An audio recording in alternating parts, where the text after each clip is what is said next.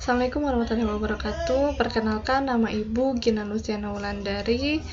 Di sini Ibu mengajar mata pelajaran fisika. Oke, ada beberapa pembahasan untuk semester ini. Yang pertama yang akan Ibu bahas adalah tentang besaran dan satuan. Oke. Sebelumnya pasti kalian sudah tidak asing lagi nih dengan besaran dan satuan, karena pada saat tingkat SMP kalian sudah belajar tentang besaran dan satuan. Sebelum masuk ke materi, ada contoh yang akan Ibu berikan. Perhatikan kalimatnya baik-baik ya. Yang pertama adalah Putri pergi ke toko untuk membeli tepung sebanyak 2 kg sebagai bahan untuk membuat kue. Di sini pastinya berapa besar massa yang diperoleh sehingga memperoleh 2 kg tepung, maka dibutuhkan alat ukur untuk menimbang berapa besar massa tepung tersebut. Maka di sini untuk memperolehnya adalah menggunakan timbangan sehingga diperoleh massa tepungnya yaitu 2 kg. Sedangkan contoh yang kedua yaitu Eca mengukur panjang meja. Mejanya di sini meja belajar dengan menggunakan jengkal. Oke, lihat jengkal. Kalian bisa lihat jengkal Ibu panjang ya, gede juga. Nah, di sini perolehannya panjang mejanya adalah 8 jengkal. Ada yang tahu gak ini? Jengkal ini termasuk satuan baku atau tidak? Oke, untuk lebih jelasnya kita lihat lagi slide berikutnya. Nah, ini nih. Massa tepung 2 kg. 2 itu adalah sebagai besaran, sedangkan kilogramnya adalah satuan. Contoh yang keduanya, panjang meja belajar adalah 8 jengkal. 8-nya itu adalah besaran, sedangkan jengkalnya adalah satuan. Nah, dari contoh yang tadi kita bisa menarik kesimpulan apa itu besaran dan apa itu satuan. Besaran itu adalah sesuatu yang dapat diukur dan dinyatakan dengan angka dan mempunyai satuan. Contohnya apa? Panjang, massa, waktu, suhu, dan lain-lain. Intinya, sesuatu yang dapat diukur dan dinyatakan dengan angka dan memiliki satuan itu disebut dengan besaran.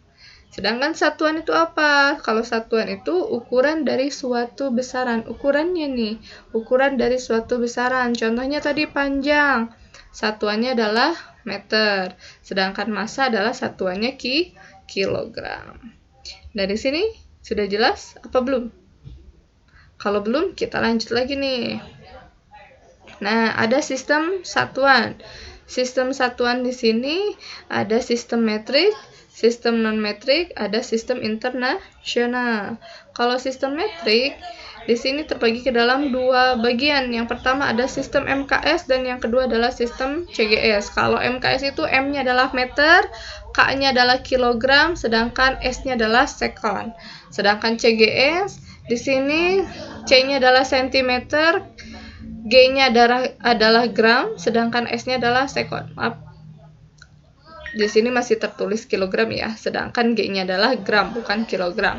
Sistem non-metrik di sini sistemnya sistem British yang menggunakannya adalah kayak pon, inci dan sebagainya itu beda lagi.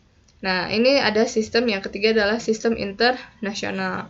Dalam sistem internasional ini, kita menggunakannya adalah satuan MKS yang telah disempurnakan, bahkan paling banyak digunakan pada saat ini. Contohnya, kembali lagi ke contoh yang tadi panjang meja. Panjang mejanya menggunakan jengkal. Lihat nih jengkal Ibu besar. Kalau jengkal kalian gimana? Ukur sama kalian. Bisa jadi tidak sama, karena setiap orang pasti memiliki panjang jengkal yang berbeda. Ada yang misal 20 cm, ada yang 21 cm. Makanya di sana 8 jengkal. Jengkal itu tidak termasuk satuan baku. Di sini kita gunakannya adalah sistem internasional karena yang digunakan adalah yang ini, sistem internasional.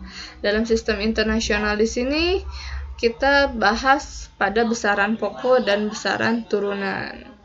Besaran itu terbagi ke dalam dua bagian. Yang pertama ada besaran pokok dan yang kedua adalah besaran turunan. Kalau untuk besaran pokok di sini ada 7 besaran pokok yang memiliki dimensi dan 2 dimensinya tidak memiliki dimensi. Di sini lihat, dimensi itu apa sih? Dimensi itu adalah suatu besaran yang menunjukkan cara besaran itu tersusun dari besaran-besaran pokok. Tujuannya untuk apa? Pertama, untuk menurunkan suatu satuan dari suatu besaran, dan yang kedua adalah untuk meneliti kebenaran suatu rumus atau persamaan. Kita lihat nih. Nah, besaran pokok itu apa? Sebelum melihat ke macam-macam besaran pokok, kita lihat dulu nih, harus tahu dulu besaran pokok itu apa pengertiannya. Besaran pokok adalah besaran yang satuannya telah ditetapkan terlebih dahulu. Jadi dia tidak diturunkan dari besaran-besaran yang lain, namanya juga pokok kan, berarti intinya, besaran pokok itu adalah intinya. Tadi dikatakan bahwa besaran pokok ada 7 besaran yang memiliki dimensi dan 2 besarannya tidak memiliki dimensi. Oke.